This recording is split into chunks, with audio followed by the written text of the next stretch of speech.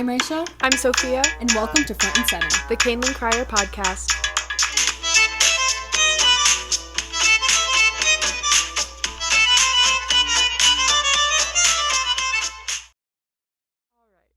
Alright. Ayshe, how have you been? I've been pretty good.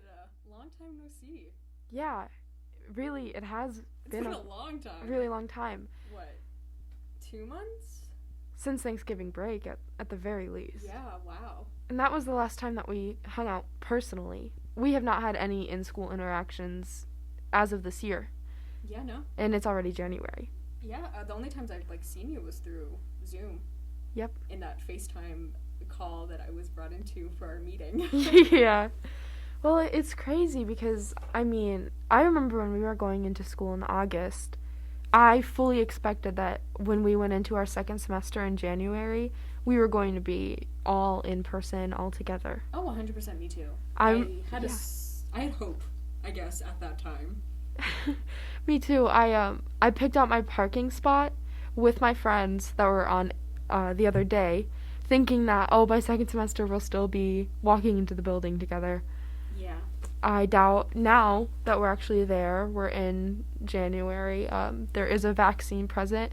I still have full doubt that we'll be back to all together learning, even by Me too. You're graduating fall. This year, so you're in college, but I'm still a junior, so I don't even think my senior year is going to be fully normal. No, I doubt it. Which kind of sucks because, I guess when there was a whole thing about the seniors of last year not having graduation, it was always this is just like a one-time thing. I never expected me to have to worry about that. Exactly, and as a senior now, it's weird because I feel like it finally reached the phrase a new normal, where when we were talking about it last year, the seniors still, there was so much pity for them and what they were losing. They were losing their prom, losing their graduation. Everyone was trying to compromise to still have something for them. Exactly. It's poor them. Yeah. Because we never thought that. But I feel like now, it's just fact. I'll never get the prom experience. I probably won't get... I don't think I will either. Yeah, I won't get to walk across a stage for graduation. But it's not... It's just a fact now. You know what I mean? I'm not thinking about that. It's not saddening anymore. Before, I guess, it would kind of make me feel bad that I wouldn't be able to experience all those types of things, but now I think I've accepted it, which I don't know if that's sadder. The fact that after all this time, I still don't think that we're gonna have an answer or the end that we wanted. No, I agree. I also feel like we're just not going to have an easy integration back into what was originally normal. Think about our class sizes right now. Classes are usually 15 people, and still, that is a full class to me now. I can't even imagine, next year you'll have to be in a room with 30 students, supposedly. Like I said, I doubt that's going to be happening for us. Oh yeah, I think I've gotten so used to having really small class sizes, which has its benefits too, I must say. It's easier to connect with everybody. I'm pretty much friends now with everyone in my classes. It's a lot easier to have a connection with the teachers, too. They're more available to help you, but also you're missing half of your class. Exactly. It's really interesting that you bring up the fact that you're friendly with everyone in your classes. I feel like I'm having the complete opposite experience. My first hour class is me and one other student. That's it. Yeah. And it's like a silent study hall. She sits on one side of the classroom, I sit on the other, and there's just no communication. And it's not like the teacher can enforce it because we can't work in group projects anymore. So I feel like I've kind of been isolated by this a little bit. Even in classes where I have friends, we still, like I said, we're not working on group projects, we're not sitting together, we're not having lunch together. It kind of feels like, personally, I wake up, I go to school and do my schoolwork, and then I just come home, and that's it. I feel like the socialization aspect has really just been missing. Yeah.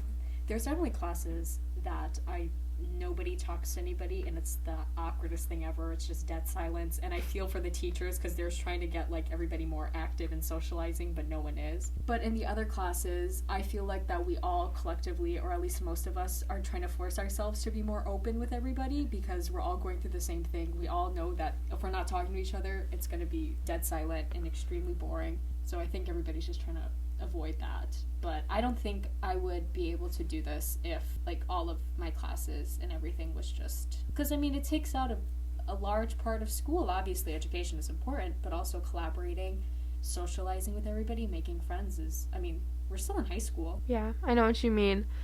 It's just, it's different where I feel like I spend a lot of my time alone now because I am at home doing my remote work, usually in my room so that I'm away from family members. And then I come to school and it feels like my own desk at home has just been transported to the classroom where I'm still kind of working on my own. But I have noticed that the people that I have kind of reached out to last year, I never probably would have been talking to.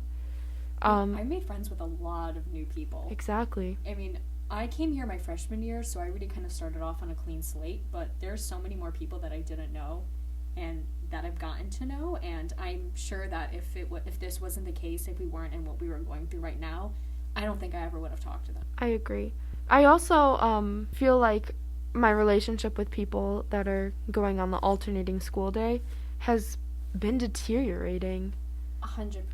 I was actually thinking about that because I would consider myself a more extroverted person. Some of that might just be forced because I try to be more out there, but I've noticed that I've become a lot more to myself during this whole process. During quarantine, because that was a whole part of our lives that happened, I kind of stopped talking to people. And not in a sense that I was trying to avoid them or anything, but I became content with myself.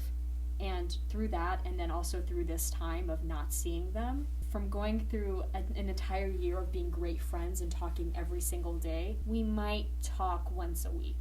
Yeah, I agree. But even then, I don't feel like that's to say ruining the friendship, where I feel like now my friends and I have like a mutual agreement that we're going to like, maybe we'll hang out once every 2 weeks instead of twice every week. Yeah.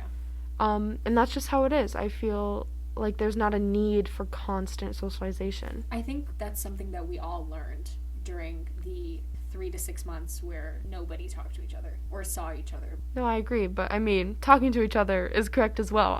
I truly just disconnected, and I feel like it was at a time where I needed to do that. You know, I'm not upset at the fact that happened. No. I became, like I said, very content with myself. I would go on bike rides by myself. I sat in my yard and read for hours by myself. And normally I wouldn't do that, but it was peaceful. It was a nice way to go through that process of uncertainty and change. It took time to integrate to that change. I feel like, especially in high school, this is a time where teenagers kind of figure themselves out. And as much as it probably sucked to not be around friends, I feel like we were all forced to figure ourselves out, like, on our own. And I'm really curious as to how that is going to ripple out into our futures. Because I feel like people now have a deeper understanding of their mental health. I think they have a deeper understanding of their likes, their dislikes. I just feel like we're more comfortable in our own vulnerability now that we were literally forced to be in the same room, the same home as it for months on end. I think my worry is, I don't know if we touched on this or not, but how we're going to end up going back, if there ever is a going back to how it was before, where everybody's together, there is no, in a perfect world, there is no social distancing. You know, I look back at videos at concerts and events, and it's like, that's a whole other world. Or looking at other countries that have started moving to a more of how it was before, and I just can't even imagine that was how we lived, or that's how we're going to live again. Exactly. When I'm watching like movies, when someone's in a car and they're about to get out, my mind immediately just goes like, "Oh, they should put on their mask," even though it's a movie from 2001. Same. I have the exact same reaction. I'm like, "Where's everybody's mask?" Exactly. Oh wait, this has only been. It hasn't even been a year yet. No. And it feels like it's been a lifetime. Yeah, so I wonder, I mean, as much as everyone is excited to take off the masks, when it actually happens, I don't know if, like, personally, that's going to happen so easily. Just as hard as it was to put them on. Also, I talk a lot more with expression now. Me as well. And I find that I'll be sitting in class and, like, my mouth's open or something. Like, because no one can see it. So I'm worried about that whole outcome where I have to, like now when I smile, I squint my eyes a lot more. Mm-hmm. Because if you smile at someone, normally they're not going to notice. You just look like you're staring at them. Yeah. You know? There's a lot of these, like, small things that I never realized I'm doing now that I wasn't doing before. And you can't see this because obviously this is an audio recording, but we both have been aggressively talking with our hands this entire time. Exactly. It's a lot. It's so weird how much can change in such a short time. And it's not just us going through it. I mean, it's the entire world. So, I guess that has some. It really just comes full circle to, like we said before, the new normal is now. You know, it is normal now to have to wear your mask everywhere. It is normal that you're not going to see your friends every day of the week. It's normal to have these just, like, instincts when you leave your car to look for your mask. Mm-hmm. So now I feel like the next normal, I guess, is going to be even harder. Like, how comfortable are we going to be in crowded spaces with all these people not knowing if they were truly vaccinated or not? It's going to be insane. You know, and who knows if it's going to go back, when it's going to go back. I guess all we can do is have some optimism. It's hard, but, you know, having hope or whatnot, but it's a new year. It's 2021. And who knows what this year is going to bring us. I agree, Ayshe. I think we should definitely keep some optimism. I already feel like things are better. For now, restaurants are open. There hasn't been any significant spikes in our cases recently. Yeah, in our area. Yeah. The vaccine is being more available than it was.